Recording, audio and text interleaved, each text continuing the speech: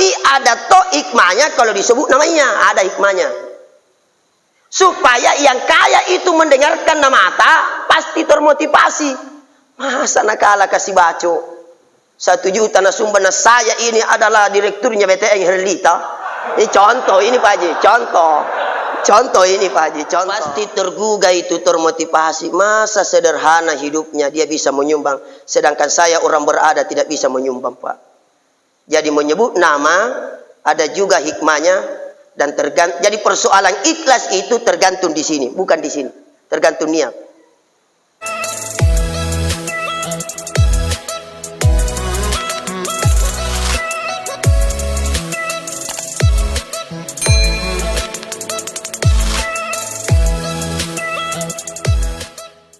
Assalamualaikum warahmatullahi wabarakatuh.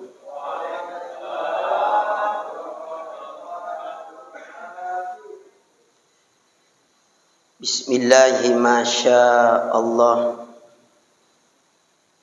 la yasukul khaira illallah. Bismillahi masya Allah, la yusriku su'a illallah. Bismillahi masya Allah, makana min ni'matin faminallah. Bismillahi masya Allah, la hawla wa la quwwata illa billahil aliyyil azim.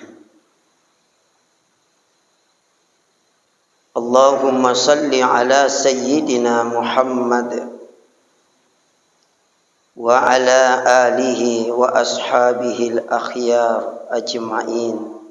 Zadat amma ba'd. Raditu billahi rabba wa bil islami dina wa bi Muhammadin nabiyya wa rasulah. Allah berfirman dalam Al-Quran surah Ali Imran ayat 133 134. Allah berfirman,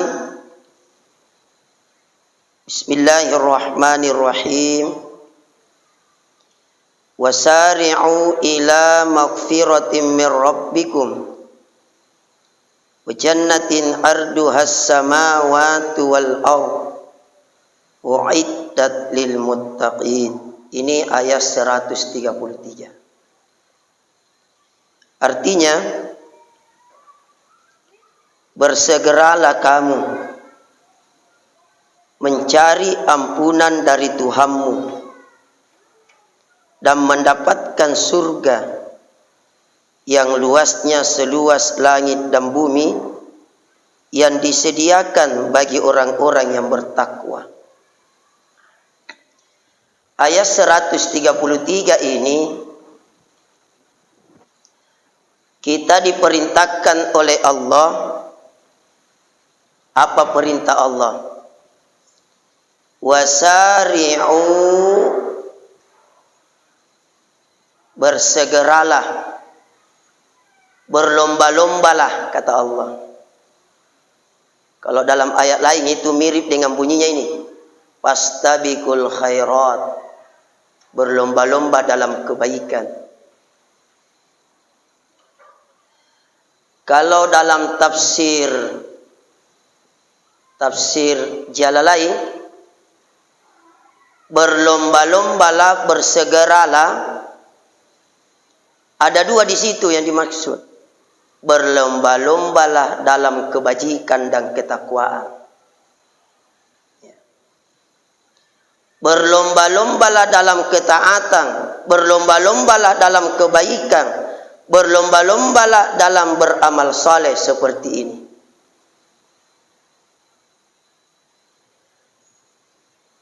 Maka kita akan mendapatkan dua. Kalau kita berlomba-lomba dalam ketaatan, berlomba-lomba dalam kebaikan dan kebajikan, maka kita akan mendapatkan dua menurut ayat ini. Yang pertama, Ilang dalam ketaatan, maka kita akan mendapatkan ampunan Allah. Yang kedua, surga. Bagaimana itu luasnya surga? Jelas ayat ini, jelas. Bagaimana luasnya surga? Allah menjelaskan, arduhas samawati wal ard, yang seluas langit dan bumi. Setiap surga yang seluas langit dan bumi, maka sungguh terlalu kasihan kalau kita tidak bisa masuk surga. Kenapa? Yang surga itu seluas langit dan bumi, masa kita tidak bisa masuk surga? Kalau tidak bisa kita masuk terasnya saja. Yang penting dapat. Iya. Cleaning service. Yang seluas langit dan bumi. Setiap surga, nah, surga itu 7 lapis. 7 tingkat. Neraka 7. Tapi beda kondisi surga dan neraka, beda. Kalau surga penuh dengan kenikmatan. Kalau neraka penuh dengan siksaan dan asap. Dan itu pintu surga dari depan, pintu surga. Kalau neraka beda pintunya dari atas, supaya tidak gampang lari. Iya betul, saya tidak main-main, Pak. Saya baca kitabnya itu, Pak. Neraka itu sama dengan dorongit, dorong. Coba kalau masuk, tidak bisa mereka lari. Bayangkan kalau pintunya dari atas, kalau neraka. Kalau surga dari depan, gampang masuk. Tapi kalau sudah masuk surga, tidak bisa keluar lagi. Tapi kalau masuk di neraka, ada yang abadi, ada yang sementara. Diparkir dulu di neraka, baru masuk ke surga. Untuk siapa itu surga? Ya. Untuk siapa itu surga? Apakah surga itu untuk semua manusia? Jawabannya tidak. Untuk siapa itu surga? Apakah semua umat Muhammad? Tidak semua, Pak. Ternyata surga itu yang seluas langit dan bumi, yang disiapkan, yang disediakan oleh Allah. Ini di akhir ayat 133. Uiddat lil muttaqin. Ini janji Allah. Disiapkan, disediakan bagi orang-orang yang muttaqin, orang-orang yang bertakwa. Bukan orang beriman. Kalau orang beriman, belum tentu bertakwa. Tapi kalau dia bertakwa, sudah pasti beriman. Makanya itu dalam ayat, ya ayyuhalladzina amanu ittaqullaha. Orang beriman disuruh bertakwa. Karena tidak semua orang beriman bertakwa. Tapi kalau bertakwa sudah pasti beriman. Kan banyak orang mengaku saya percaya kepada Allah tapi tidak sholat. Berarti dia tidak bertakwa. Dia percaya ada Allah. Dia percaya Allah yang berhak disembah. Tapi banyak umat Islam tidak sembah Allah. Berarti dia tidak bertakwa. Sekedar percaya tentang Allah. Tapi dia tidak bertakwa. Definisi takwa itu laksanakan perintah Allah, jauhi larangan Allah. Itu definisi takwa. Walaupun banyak definisi-definisi para ulama, Pak. Sekarang ayat 134.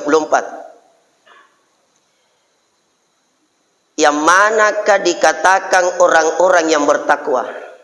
Gampang mengakui saya bertakwa, gampang mengakui, Pak. Gampang. Pertanyaannya, apakah tanda-tanda orang yang bertakwa itu? Itu ayat 134 dijelaskan.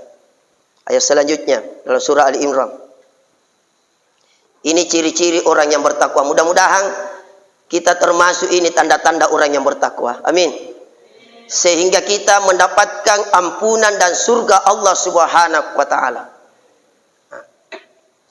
Apakah tanda-tanda orang yang bertakwa itu? Yang pertama, menurut ayat 134. Yang pertama, dan itu yang dijelaskan oleh Pak Dandim tadi, masalah sedekah. Tanda-tanda orang yang bertakwa, alladzina yunfiquna bis-sarra'i wad-dharra.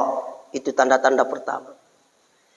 Tanda-tanda yang pertama orang yang bertakwa adalah orang-orang yang menginfakkan hartanya, baik dalam kondisi miskin atau dalam kondisi kaya, baik dalam kondisi sempit atau luas, tetap dia bersedekah, berinfak di jalan Allah.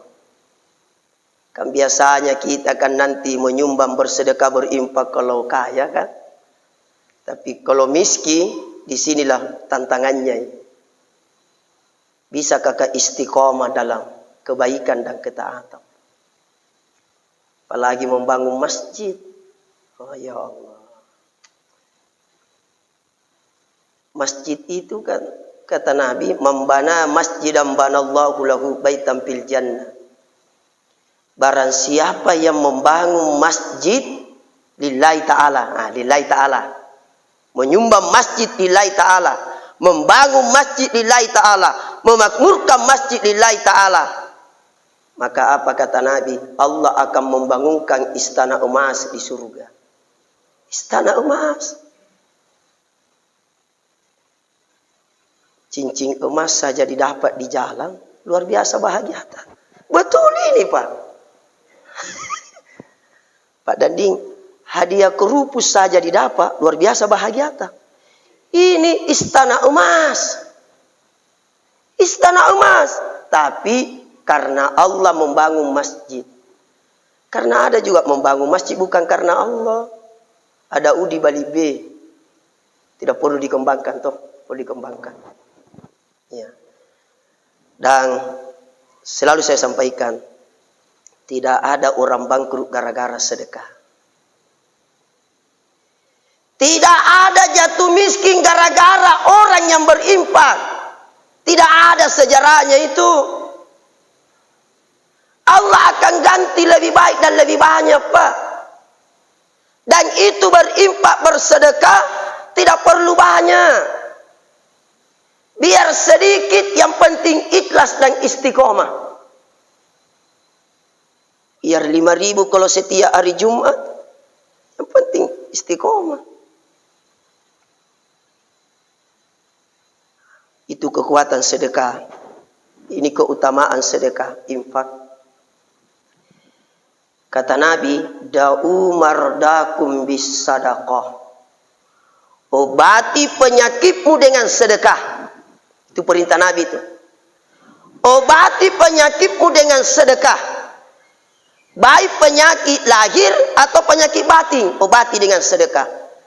Ini waktu saya ceramah di Topoyo, Mamuju Tengah, Ramadan 1 bulan. Saya bahas ini, obati penyakitmu dengan sedekah. Saya sudah dibantai, ada jamaah telepon saya. Ustaz, saya pernah dengarkan ceramah bahwa obati penyakitmu dengan sedekah. Kebetulan suaminya tiba-tiba kena stroke. Dia tanya saya, bagaimana niatnya Ustaz? Saya bilang, tetap niat lillahi ta'ala, tapi berkahnya mudah-mudahan suami tak bisa sehat. Dia buktikan itu Pak, perintah Nabi. Dia kasih masuk di masjid lillahi ta'ala, tapi berkahnya untuk suaminya Pak, kesembuhannya. Subhanallah, 1 bulan kemudian saya ditelepon. Ustaz, sudah mulai jalan suamiku, tapi belum normal. Aku bilang, tambah lagi sedekah. Tambah lagi Pak, tambah lagi sumbangannya di masjid. 1 bulan kemudian saya ditelepon, Ustaz, alhamdulillah sudah lari.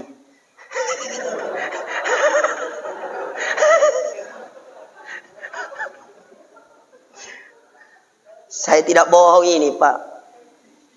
Jamaah saya yang telepon saya, tidak mungkin saya ceramahkan kalau tidak betul Pak.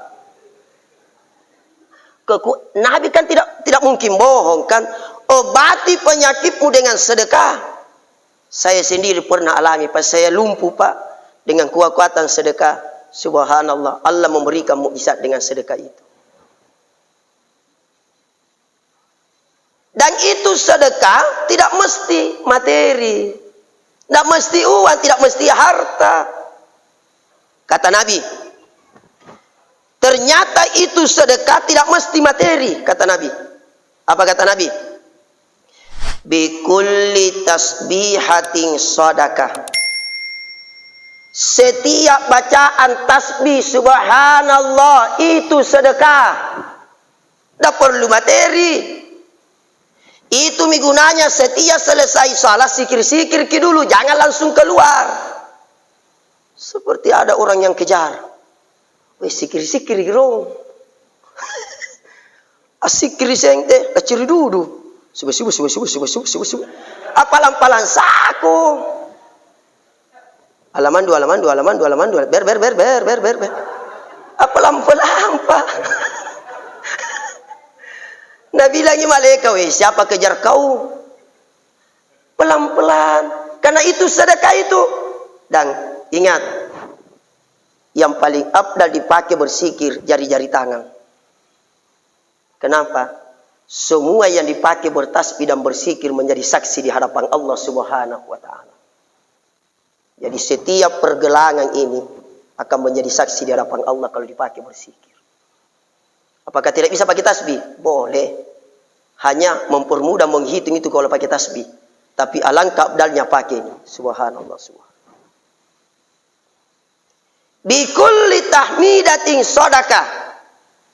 Setiap bacaan tahmid pujian, alhamdulillah, kata Nabi, itu sedekah. Bikulli takbiratin sadaqah. Setiap lapas takbir, Allahu Akbar, sedekah, kata Nabi. Itu tidak perlu biaya. Bikulli tahlilatin sadaqah. Setiap bacaan tahlil, la ilaha illallah, la ilaha illallah, sedekah, kata Nabi. Bahkan ada sedekah, ada amalan yang nilainya sama sedekah 360, kata Nabi. Ada amalan yang nilainya 360. Apa itu? Menghilangkan duri atau gangguan di jalan. Apa saja yang mengganggu di jalan orang umum. Maka itu pahalanya 360 sedekah.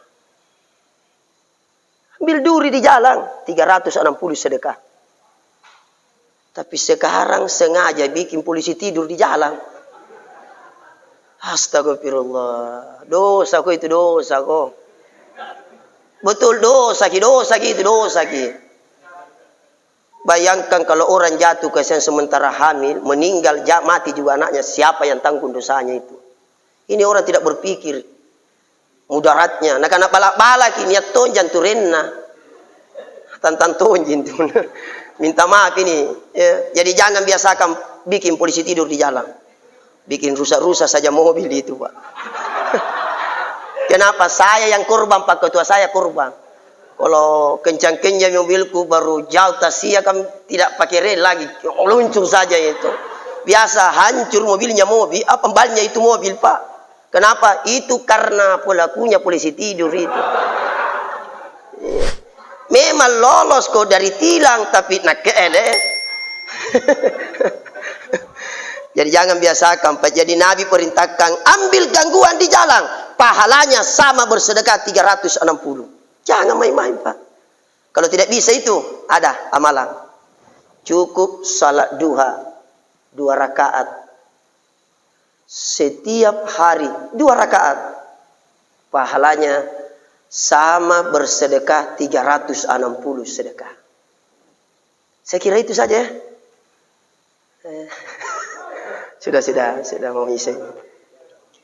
Jadi sebenarnya, Pak, masih ada kekuatan sedekah luar biasa. Sedekah rahasia. Dan inilah sedekah yang paling tinggi nilainya, sedekah rahasia. Api bisa padam, tanah bisa aman, air dikalahkan, gunung dikalahkan, besi dikalahkan, semua dikalahkan dengan kekuatan sedekah dengan tangan kanan tanpa ditahu dengan tangan kiri. Dasarnya itu sedekah rahasia. Dan tidak perlu diumumkan itu sedekah. Tidak perlu diumumkan. Cukup Allah dengan kita yang tahu dan malaikatnya. Tapi ada toh hikmahnya kalau disebut namanya. Ada hikmahnya. Supaya yang kaya itu mendengarkan nama mata, pasti termotivasi. Masa nakala kasih baco. 1 juta nasumber saya ini adalah direkturnya BTN Herlita. Ini contoh ini Pak Haji, contoh. Contoh ini Pak Haji, contoh.